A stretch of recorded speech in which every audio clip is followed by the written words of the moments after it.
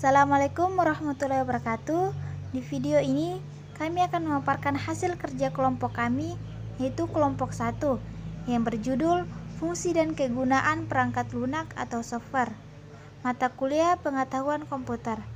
Sebelum itu, saya akan memperkenalkan anggota kelompok 1. Yang pertama, Cynthia Nola Asikin. Yang kedua, Reski. Yang ketiga, Bunga Anastasia. Keempat, Farawika. Kelima, Anissa Yulanti. Materi yang akan kami bahas ada 4.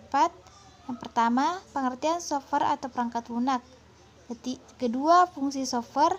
Ketiga, pengelompokan software berdasarkan fungsi. Keempat, macam-macam software.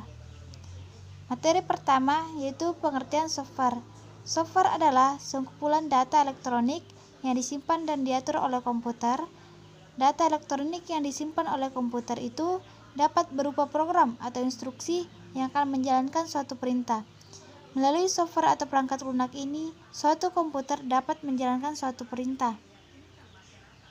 Adapun pengertian software menurut para ahli, pertama, Fausia. Menurut Fausia, software adalah sebuah program komputer yang berguna untuk menginput data, menyimpan data, mengecek data, memanipulasi data, dan memperoleh hasil dari data tersebut, yang dilakukan dengan menggunakan perangkat hardware.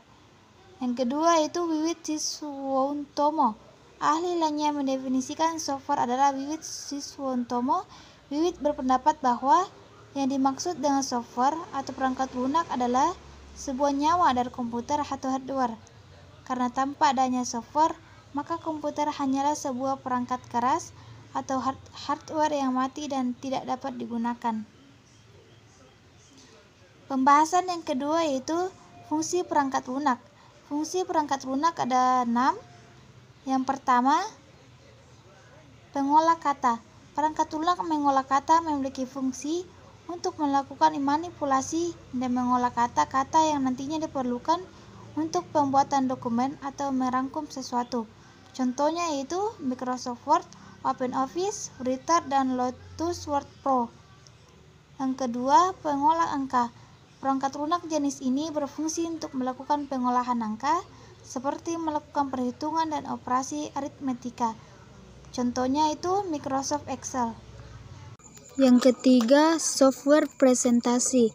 Perangkat lunak jenis ini berfungsi untuk membuat suatu dokumen atau file yang dapat digunakan untuk presentasi yang mana mendukung berbagai animasi yang diperlukan selama presentasi dan fitur lainnya.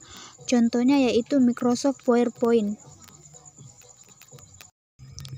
Yang keempat, software pembuat program. Fungsi perangkat lunak ini adalah untuk mengembangkan program aplikasi lainnya yang dapat disesuaikan dengan kebutuhan pengguna.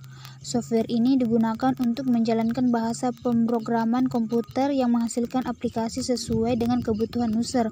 Contoh Visual Studio dan Edge Lab C. Yang kelima, software dasar. Perangkat lunak dasar ini adalah perangkat lunak yang dibutuhkan untuk mendukung agar software lainnya dapat berjalan di perangkat komputer atau perangkat keras lainnya. Contohnya sistem operasi, yaitu sistem operasi Linux dan sistem operasi Windows. Yang keenam, software database atau penyimpanan data. Software ini berfungsi untuk menyimpan data yang dimasukkan serta diolah untuk kebutuhan pengguna melalui berbagai aplikasi pendukung. Contohnya DBMS atau Database Management System. Pengelompokan perangkat lunak berdasarkan fungsi. Yang pertama yaitu sistem operasi atau operation system. Kedua, driver komputer. Ketiga, antivirus. Keempat, internet atau web browser. Kelima, perkantoran. Keenam, utility. Ketujuh, video player. Kedelapan, musik player. Yang pertama, sistem operasi. Perangkat lunak komputer satu ini hukumnya wajib telah terinstall di komputer baik PC atau laptop kalian. Karena tanpa sistem operasi komputer kalian hanya akan menjalankan perintah assembly atau lebih dikenal dengan kata BIOS pada flash memory atau ROM. Sistem operasi pada komputer umumnya dibagi menjadi dua, yaitu Windows dan OpenSUSE.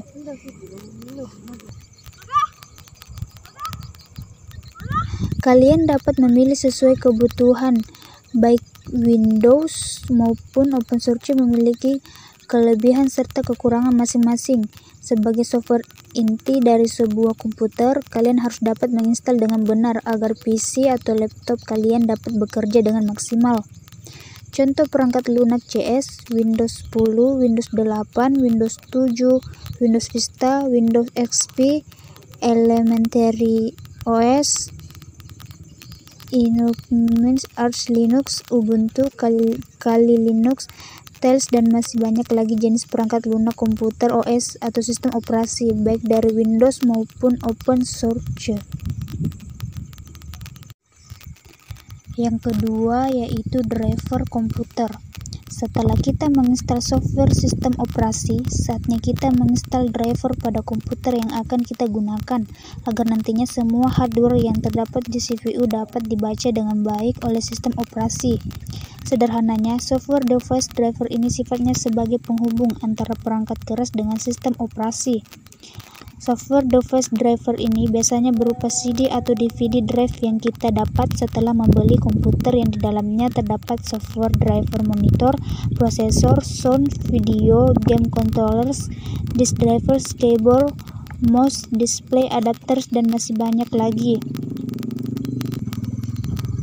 Contoh lain device driver printer, VGA, handphone, mikrofon gaming, dan lainnya. Diwajibkan bagi kalian sebelum menggunakan hardware tambahan wajib menginstal terlebih dahulu software device driver dari hardware terlebih dahulu.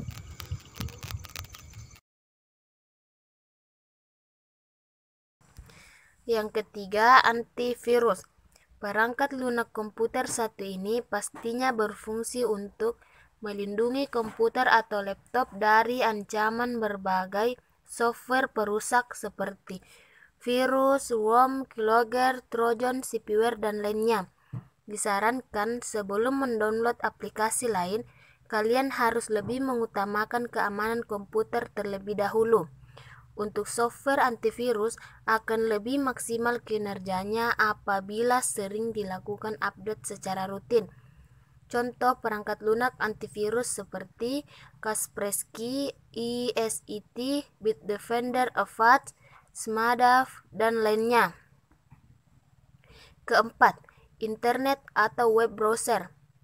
Untuk mengakses internet, kita membutuhkan perangkat lunak komputer berupa web browser.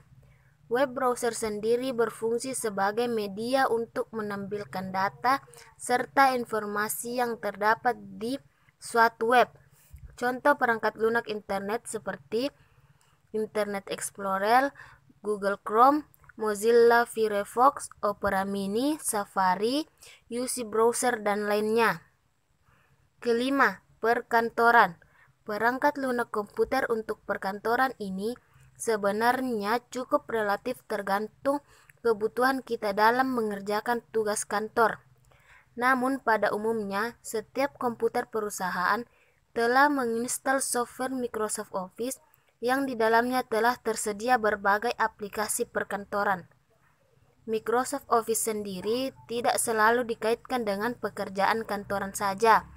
Para pelajar dan mahasiswa juga pasti sering mendapatkan tugas yang diketik, lalu di print, yang sudah pasti akan memanfaatkan software Microsoft Office sebagai perangkat lunak pengolah kata. Contohnya yaitu Microsoft Word, Microsoft Excel, Microsoft PowerPoint, Microsoft Outlook, AutoCAD, Photoshop, dan lainnya. Keenam, utility. Performa sebuah komputer juga menjadi perhatian kita sebagai pengguna agar nantinya komputer yang kita gunakan bisa bertahan lama. Perangkat lunak utility ini memiliki berbagai fungsi seperti mengelola file, menjaga atau menolak akses yang mencurigakan, memindai hard disk, membackup file, mendiagnosa masalah, mendefragment hard disk, dan menghapus program atau software yang tidak diperlukan.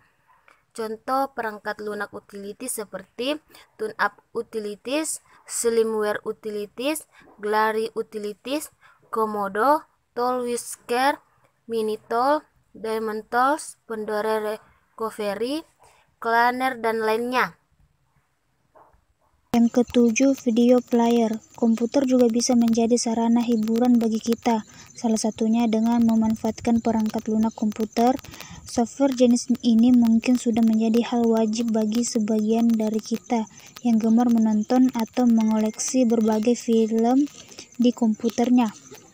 Pada dasarnya, setiap sistem operasi telah menyediakan software video player, namun kinerjanya kurang maksimal untuk memutar berbagai video. Dan akhirnya banyak sekali pihak ketiga yang membuat software video player dengan memberikan berbagai kemudahan bagi penggunanya. Contoh perangkat lunak video player yaitu FLC Media Player, GCM Player, Media Player Classic, Cam Player, QuickTime Player, Zoom Player Free, Download Player, MP Player, dan lainnya. Dan yang terakhir ada musik player. Software hiburan selain video player yang tidak kalah banyak diinstal oleh sebagian pengguna komputer sudah pasti musik player. Perangkat lunak komputer satu ini bisa menjadi teman kerja, teman belajar, ataupun teman dikala hati sedang merasa gundah gulana, bukan? Haha. Itulah pengertian dari pengelompokan perangkat lunak berdasarkan fungsinya. Selanjutnya kita lanjut kepada macam-macam perangkat lunak. Yang pertama itu ada sistem operasi, kedua ada utilitas, ketiga ada device driver, dan keempat ada penerjemah bahasa. Demikian presentasi dari kami. Kurang dan lebihnya mohon dimaafkan karena kami masih proses pembelajaran. Wassalamualaikum warahmatullahi wabarakatuh and thank you.